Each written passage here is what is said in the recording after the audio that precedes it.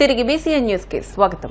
కృష్ణా జిల్లా ZP chairperson Uppala హారికపై TDP గూండాలు చేసిన దాడికి చంద్రబాబు నేతృత్వంలోని కూటమి ప్రభుత్వమే బాధ్యత వహించాలని ఏలూరు జిల్లా వైసీపీ మహిళా నేతలు డిమాండ్ చేశారు. కైకలూరు పార్టీ కార్యాలయంలో వారు మీడియాతో మాట్లాడుతూ గుడివాడలో పోలీసుల సమక్షంలోనే ఒక మహిళా జడ్పీ చైర్పర్సన్ పై పాశవికంగా దాడి జరిగిందంటే ఈ రాష్ట్రంలో అసలు శాంతి భద్రతలు ఉన్నాయా అని ప్రశ్నించారు. ముఖ్యమంత్రి చంద్రబాబు, మంత్రి నారా లోకేష్ల మద్దతు లేకుండా టీడీపీ గూండాలు ఇంతటి ఘాతకానికి పాల్పడతారా అని నిలదీశారు.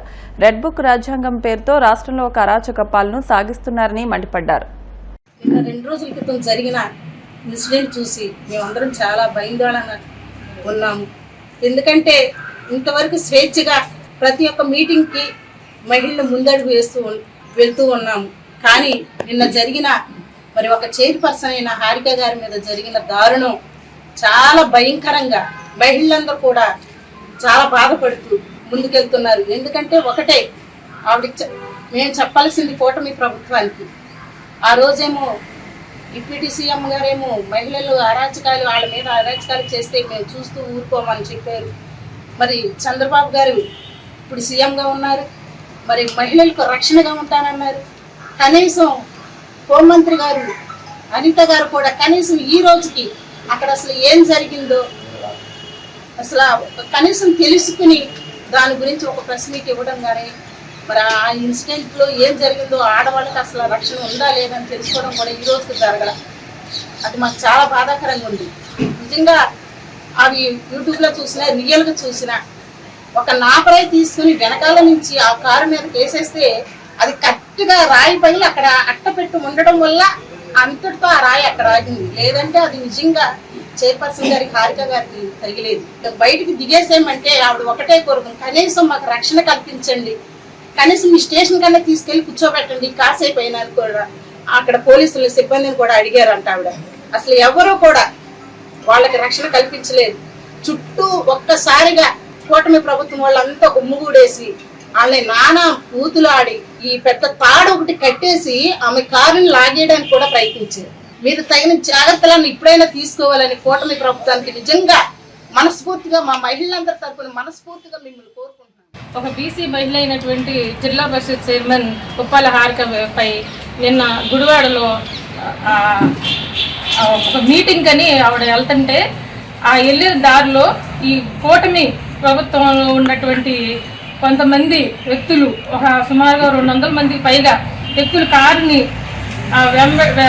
చుట్టూతా వెంబడించి ఆ కారు అద్దాలను పగలగొట్టి ఇష్టానుసారంగా బూతులు మాట్లాడి బయటికి రావే పోవే అంటూ దుర్భాషలాడుతూ అసలు ఇష్టానుసారంగా మాట్లాడి ఆ కారు మీద రాళ్లు దాడి, అసలు ఆ కారుని లోపల ఉన్న మహిళ, అసలు ఆవిడ ఒక మహిళా చైర్పర్సన్ అయినటువంటి ఆ హారిక గారి మీద అసలు తగులుతాయి లేకపోతే ఏం చేద్దామని లేకుండా ఒక రాడ్లు కర్రలతో దాడి చేసి ఆవిడ్ని ఇష్టానుసారంగా బూతులు తిట్టి అసలు ఎంతో ఇబ్బంది పెట్టారంటండి.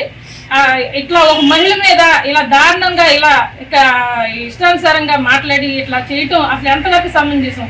కూటమి పాలన ప్రభుత్వంలో ఎంతో మంది మహిళలకు అసలు రక్షణ లేదండి. చిన్న వాళ్ళ దగ్గర నుంచి పెద్దవాళ్ళ వరకు కూడా అసలు ఎన్నో రకాలుగా ఇబ్బందులు పాలు చేస్తున్నారండి. మరి ఇదేం ప్రభుత్వం? ఈ ప్రభుత్వం తీవ్రంగా ఖండిస్తున్నామండి. మా జిల్లా పరిషత్ చైర్మన్ గారికి వీళ్ళందరూ కలిసి క్షమాపణ చెప్పాలి. ఆవిడ ఎవరైతే ఇబ్బందులు పాలు చేస్తున్నారో వాళ్ళ మీద తీవ్రంగా చర్యలు తీసుకోవాల్సిందిగా తెలియజేస్తారు.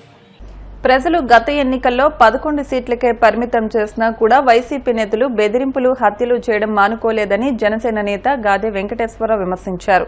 గుంటూరు జనసేన పార్టీ కార్యాలయంలో ఆయన మీడియాతో మాట్లాడుతూ పని పాట లేని పేర్ని నాని చంద్రబాబు, పవన్ కళ్యాణ్ గురించి ఇష్టం వచ్చినట్లు మాట్లాడుతున్నారని ఆగ్రహం వ్యక్తం చేశారు. నోటికొచ్చినట్లు మాట్లాడితే ఊరుకునేది లేదని హెచ్చరించారు. నిన్ను నిజంగా చంపేస్తారు, అంతదాకా తెచ్చుకోవద్దు నువ్వు. జనసేన పార్టీ వాళ్ళం మేము ఎంతగా సమన్వయం పాటిస్తున్నామో ఈ రాష్ట్రంలో అభివృద్ధి కోసం మా నాయకుడు కూటమిని ఏర్పాటు చేసి రాష్ట్రం అభివృద్ధి చెందాలని మాట్లాడుతుంటే మేము ఎక్కడా కూడా నోరు విప్పిరాట్లా. మా ధ్యేయం రాష్ట్రం అభివృద్ధి చెందటమే, మా లక్ష్యం ఈ రాష్ట్రంలో ఉన్నటువంటి ప్రజలకు అందరికీ మంచి జీవితాన్ని అందించడమే అనే ఆలోచనతో జనసేన పార్టీ అంతా కూడా మేము ముందుకెళ్తుంటే మా నాయకుడి గురించి ప్రేలాపనలు వెళ్తున్నావు. పేరు నిజంగా నేను అరే నీ శవం ఎక్కడుందో కూడా తెలియదురా బాబు. మళ్ళా నిజంగా ఒక్క నిమిషం మా వాళ్ళు కన్నెర చేస్తే నీ శవం ఎక్కడ ఉంటుందో కూడా తెలియదు పేరుందని తెలియదని చెప్తున్నా. నీకు ఇంత ముందు కూడా చెప్పాం నీకు. నువ్వు ఏమైనా ఏడు ఈ రాష్ట్రంలో ఎట్లయినా మాట్లాడాడు. పవన్ కళ్యాణ్ అనే వ్యక్తి జోలికి వస్తే నీకు ఒలుస్తాం రా బిడ్డ అని ఇంత ముందు కూడా చెప్పాం. నువ్వేంటంటే ఎట్లా తయారేవంటే నన్ను కొట్టండి నన్ను కొట్టండి నన్ను కొట్టండి అంటారు చూడు. కెలికి కొట్టించుకునే దగ్గరికి నువ్వు ఇవాళ వచ్చావు నువ్వు. కానీ మాకు ఇంకా కూడా మేము మనుషుల మీద స్పృహ మాకుంది. మనిషి అనే స్పృహ కోల్పోయి నువ్వు మాట్లాడుతున్నావు. కానీ మనుషుల మీద స్పృహ మాకుంది. మళ్ళా చెప్తున్నాం పేరునని, మళ్ళా ఇది మొదలుకొని చెప్తున్నాం. పవన్ కళ్యాణ్ గారి గురించి నువ్వు ఎక్కడైనా కానీ నోరు జారితే చెప్తున్నాం మళ్ళా నిన్ను నీ కొడుకు నీ భార్య నీ చుట్టాలు ఎత్తుక్కోవాల్సి వస్తుంది. నిన్ను ఎక్కడున్నావో నిన్ను ఎత్తుక్కునేదాకా కూడా తెచ్చుకోవద్దని చెప్పేసి, పోస్ట్ మార్టం బాడీ దాకా వెళ్ళొద్దని చెప్పేసి కూడా నీకు హెచ్చరికలు చేస్తున్నాం. ఖచ్చితంగా ఇక్కడ ఎప్పుడు కూడా మేము ఎవరు మాట అనము. 1-2 సార్లు కూడా శాంతిస్తాం. కానీ నువ్వు మిత్తిమీరి పవన్ కళ్యాణ్ గురించి మాట్లాడతావు. ఇది వార్నింగ్ అనుకుంటావో లేదంటే చూసిన అనుకుంటావో నీ ఇష్టం వచ్చినట్టు అనుకో. మళ్ళా పవన్ కళ్యాణ్ గారి గురించి కనుక నోరు జరితే పేరున్నాని నీ బాడీ దొరికితే పోస్ట్ మార్టం అని అవుతుంది.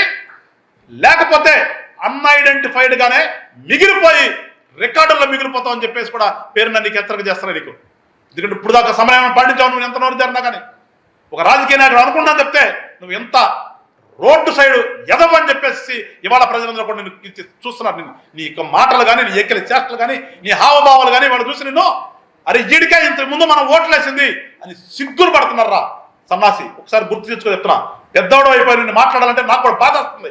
కానీ నిన్ను ఇట్లా వదిలిపెడితే నీ ఇష్టం వచ్చినట్టు మురిగే స్థాయికి వచ్చావు కాబట్టి మరొకసారి చెప్తున్నా, అంతదాకా తెచ్చుకోవద్దు నువ్వు. మేము రాజకీయ పార్టీ పవన్ కళ్యాణ్ గారు పెట్టింది ఈ రాష్ట్రంలో మేము మంచి చేయడానికి. నీకులాగా దోచుకుంటాను కదరా యాదవ. సిగ్గుండాలి మళ్ళా నోరు తెరిచి మాట్లాడటానికి. మా నాయకుడు చూపిస్తున్నావు. ఎస్ మాట్లాడాం. మీకు సహనం కోల్పోయిన తర్వాత మాట్లాడే చెప్తే మిమ్మల్ని భరించిన తర్వాత మేము ఎప్పుడు వస్తున్నాం. ఇప్పుడు కూడా చెప్తున్నా నేను కూడా నీ యొక్క చేష్టలు చూసి వెళ్ళని మాట్లాడుతున్నా. అట్లాగే మాకు కూడా సహనం ఉంటుంది. సహనం దాటిన దాకా తెచ్చుకుంటే ఇట్లాగే నువ్వు మాతో తిట్టులు తినవచ్చు వస్తుందని చెప్తూ మరొకసారి రాష్ట్ర ప్రజలందరినీ కూడా వేడుకుంటున్నాను. ఒకసారి చూడండి నిజంగా వైఎస్ఆర్సీపీ పార్టీలో ఉన్నటువంటి ఈ సోకాళ్ళ బ్యాచ్ అంతా కూడా ఏ రకంగా తయారయ్యారో.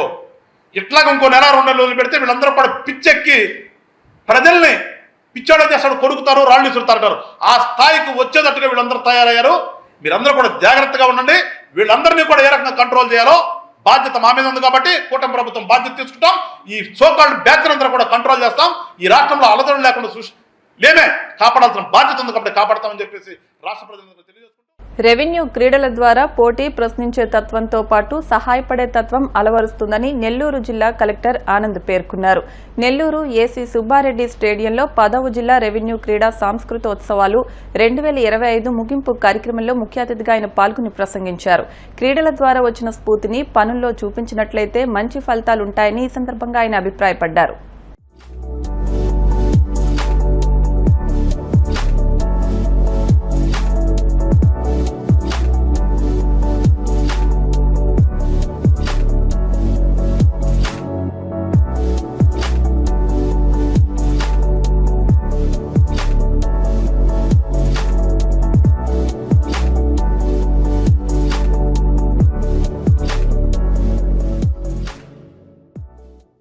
లాస్ట్ 2-3 రోజుల నుంచి అందరూ కూడా ఈ యొక్క ప్రోగ్రామ్ లో పాల్గొన్నారు.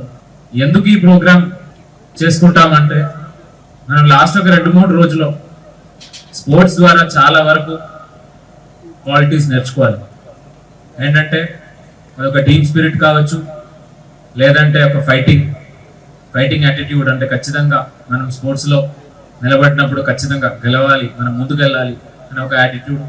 అదే కాకుండా కొంతమంది పక్కన పడినప్పుడు వాళ్ళకి ఒక చేయి ఇచ్చేసి ఆయన్ని కూడా తీసుకొని ఒక టీమ్గా ముందుకు నడపాలని అలాంటి ఒక క్వాలిటీస్. సో స్పోర్ట్స్ ద్వారా మనకు ఇలాంటివి చాలా వరకు క్వాలిటీస్ పెరుగుతాయి. సో నా రిక్వెస్ట్ ఏంటంటే మొట్టమొదటి స్టార్టింగ్లోనే 2 మాటలు చెప్పాము. ఒకటేంటంటే మన వాళ్ళు పెద్దగా చాలా పనిలో ఉన్నారు కాబట్టి ఎటువంటి విధంగా హెల్త్ పట్టించుకోరు. సో ఆ హెల్త్ని కొద్దిగా ముందు పెట్టి ఖచ్చితంగా ప్రతిరోజు ఎంతో కొంత ఎక్సర్సైజ్ చేసుకొని మన పనిని ముందుకు తీసుకెళ్ళడానికి ఖచ్చితంగా ఆ ఒక తీర్మానం ఈ స్పోర్ట్స్ ద్వారా మీకు కొద్దిగా ఇన్స్పిరేషన్ రావాలని అనుకున్నాము. అదే కాకుండా రెండో విషయంగా ఈ యొక్క టీమ్ స్పిరిట్ స్పోర్ట్స్ ద్వారా వచ్చిన క్వాలిటీస్ అన్ని కూడా మన ఒక్క వర్క్ లో ఇన్వాల్వ్ చేసుకున్నట్లయితే ఈ జిల్లాలో ఉన్న ప్రజలకి చాలా మేలు జరుగుతాయి.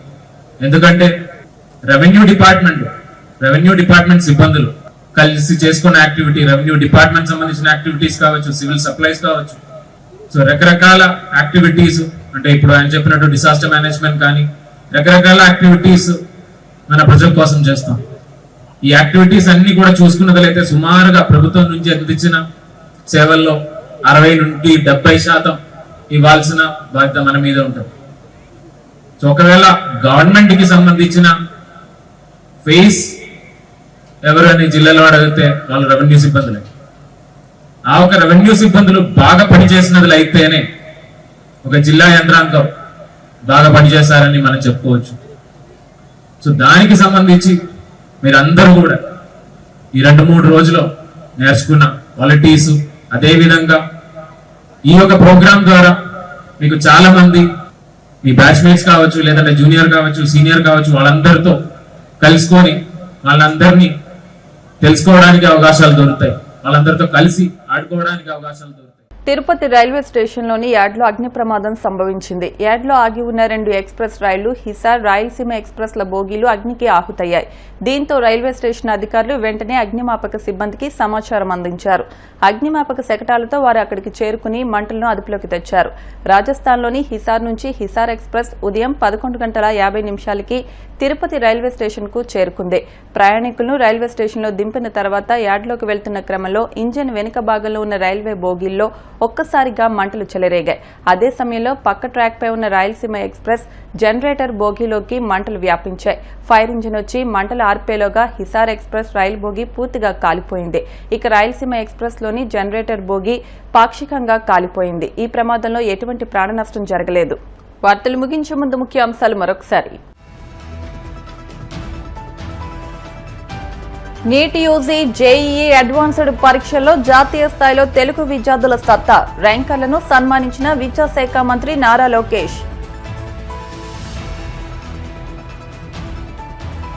రాష్ట్రంలో రెడ్ బుక్ రాజ్యాంగాన్ని అమలు చేస్తూ చట్టాలను కూటమి ప్రభుత్వం అపహాస్యం చేస్తోంది. వైసీపీ లీగల్ సెల్ అధ్యక్షుడు మనోహర్ రెడ్డి ఆగ్రహం. కాకినాడలో బాధిత విద్యార్థులను పరామర్శించిన రాష్ట్ర మహిళా కమిషన్ చైర్పర్సన్ రాయపాటి శైలజ. లైంగిక వేధింపులకు పాల్పడిన వారిని ఉద్యోగాల నుంచి తొలగించాలని ప్రభుత్వానికి సూచన.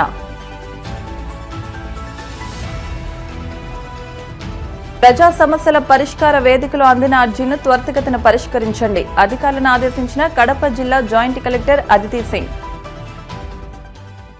ఈ వార్తలు ఇంతటితో సమాప్తం. మరిన్ని వార్తల కోసం BCN digital YouTube channel, Facebook page ను ఫాలో అవ్వండి. అప్డేట్ వార్తల కోసం ప్లీజ్ సబ్స్క్రైబ్.